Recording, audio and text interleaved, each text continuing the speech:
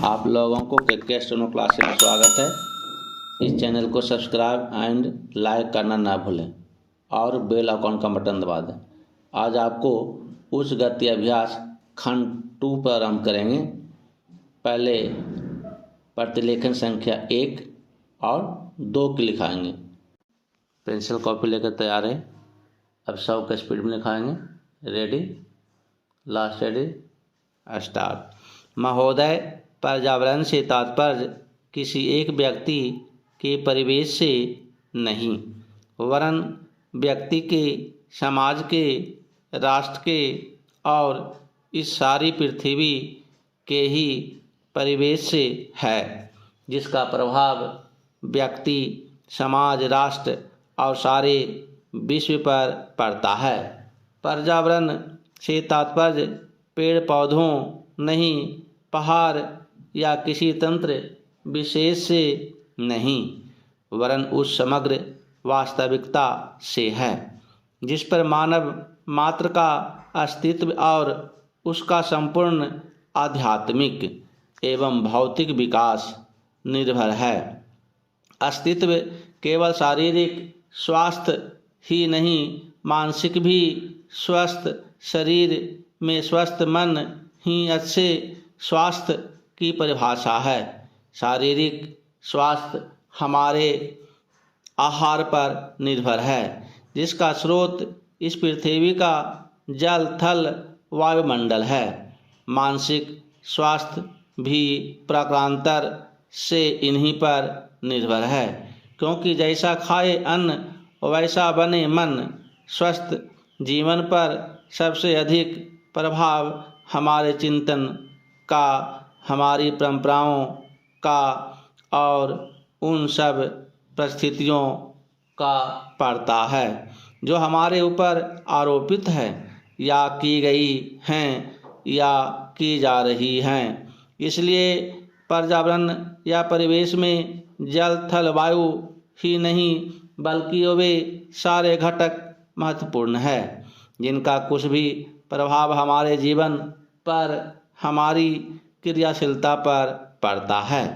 जैसे हमारे विचार, हमारे आचरण और हमारी परंपराएं एवं संस्कृति आदि। पहला चेंज, सदा से मानव की आकांक्षा उन्नति और विकास की रही है। जगत का अर्थ ही है गतिमान, और गति दोनों ओर संभव है। उन्नति की ओर भी और अवनति की ओर भी। पहली को हम प्रगति कहते हैं, दूसरी को अगति, विगति, अधोगति या दुर्गति कह सकते हैं। वास्तव में मनुष्य ऐसा जटिल प्राणी है जिसमें अनेक विरोधाभासी और असंगत प्रतीत होने वाली प्रवृत्तियां और प्रतिक्रियाएं होती हैं। वह कानून और व्यवस्था की मांग करता है, किंतु चलचित्र, दूरदर्शन आदि में स्वयं भड़की हिंसा या खेलों में युक्तिपूर्वक की गई हिंसा अथवा अनीति से मंत्र मुग्ध भी हो जाता है। मनुष्य अपनी ही जाति या वर्ग के व्यक्तियों के प्रति प्रायः बहुत अधिक प्रतिद्वंद्वी होता है, किंतु कोई बाहरी खतरा उपस्थित होने पर उसके प्रति हद से ज़्यादा सहयोगी बन जाता है। वह सड़कों पर या युद्धों में सामूहिक विनाश के प्रति उदासीन रहता है, किंतु किसी खान में फंसे हुए एक व्यक्ति या किसी कुएं में गिरे हुए एक बालक की रक्षा करने के लिए ढेरों साधन जुटा लेता है।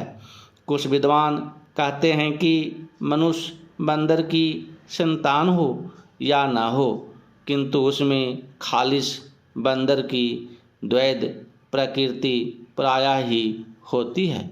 उसमें शाकाहारी बंदरों की भांति वृक्षों में उछल कूद करने की प्रवृत्ति तो होती ही है, साथ ही ऐसे बंदरों की स्वाभाविक जिज्ञासा भी होती है, जो अत्यंत संगठित गिरोहों में रहते हैं।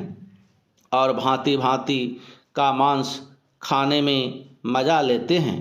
मनुष्य की ऐसी परंपरा परस्पर विरोधी इच्छा आकांक्षाओं से निपटना असंभव होता है, फिर भी किसी प्रकार का संतुलित मध्यम मार्ग अपनाना अनिवार्य होता है। यही बुद्धिमानी का रास्ता है। विद्वानों ने मानव की मूलभूत आवश्यकताओं की 5 स्तरों में रखा है। पहला दिन महोदय, जो एक के बाद एक आते हैं। शारीरिक आवश्यकताएं यथा भोजन, कपड़ा, मकान और आराम जीवन की मौलिक आवश्यकताएं हैं। दूसरे स्तर पर आती हैं सुरक्षा और भविष्य के प्रति निश्चिंतता। इनके लिए मनुष्य भांति भांति की वस्तुओं का संग्रह करता है। फिर हैं सामाजिक आवश्यकताएं, जैसे अपने परिवार के भीतर और फिर बाहर के दूसरे लोगों से अच्छे संबंध बनाए रखने के लिए सामाजिक, आर्थिक, राजनीतिक और मनोरंजनात्मक संगठन बनाना। चौथे स्तर पर है अहम संबंधी आवश्यकताएं, जैसे आत्मसम्मान, आत्मविश्वास और आत्मतुष्टि आदि। आत्मपरितोष अर्थात उन्नति, विकास और ख्याति प्राप्ति की क्षमताओं को साकार करना व्यक्ति की अंतिम और उच्चतम अपेक्षाएं हैं। इन आवश्यकताओं की पूर्ति के लिए मनुष्य अपने आसपास उपलब्ध पर्यावरण का दोहन करता है। जल, थल, वायु ही नहीं, पेड़ पौधों, पशु पक्षी, जीव जंतुओं तक का उपयोग करता है। सभी शक्तियों का, यहाँ तक कि सबल व्यक्ति अपने से निर्बल व्यक्तियों तक का दोहन करता है, जो शोषण की सीमा तक पहुँच जाता है। इसके लिए भांति भांति की तकनीकें खोजी और अपनाई जाती हैं। प्राचीन प्रौद्योगिकी ने मनुष्य को भांति भांति की आवश्यकता की वस्तुएं अभूतपूर्व प्रचुरता से देकर संतुष्ट किया है और आवश्यकता की सीमा रेखा भी खिसकाई है। विलासिता और सजावट की ऐसी सामग्री भी दी है जो अब बहुत कुछ आवश्यकताओं में गिने जाने लगी है।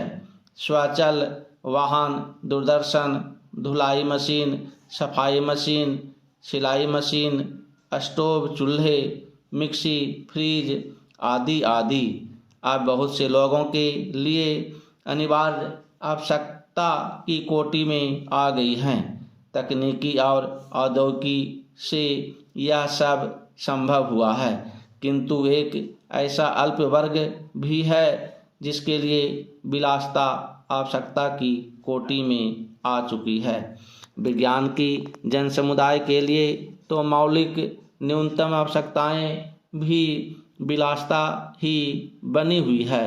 औद्योगिकरण के सहारे मनुष्य ने जितना भी विकास किया है उसे वह उन्नति कहकर संतोष करने लगता है और अपनी द्वैध प्रकृति के कारण यह ध्यान नहीं देता कि इस विकास से वर्ग भेद पनपा है। अमीरी गरीबी के बीच की खाई चौड़ी हुई है।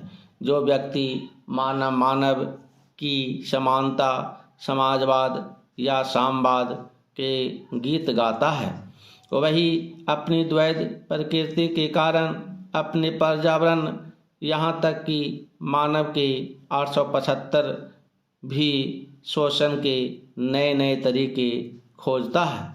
यह शोषण बलात्कार की सीमा तक पहुँच गया है। मनुष्य ने अपनी बुद्धि का प्रयोग किया, फलस्वरूप भांति भांति का औद्योगिकरण हुआ और जल, थल, वायु सब प्रदूषण के शिकार हो गए। जितना ही अधिक विकास हुआ उतना ही अधिक विनाश हुआ। प्राकृतिक संपदा का भीषण ह्रास हुआ। व्यापक वन विनाश से भूमि बंजर और मरुस्थल बन गई। एक बड़ा हवाई जहाज एक दिन में जितनी ऑक्सीजन खर्च करता है उतनी ऑक्सीजन 17,000 हेक्टेयर वन में तैयार होती है, और वन बचे ही कितने हैं। इस उद्योग प्रधान सभ्यता का केंद्र पूंजी है और धर्म स्वार्थ है। मनुष्य का शोषण कर रहा है, देश देश का।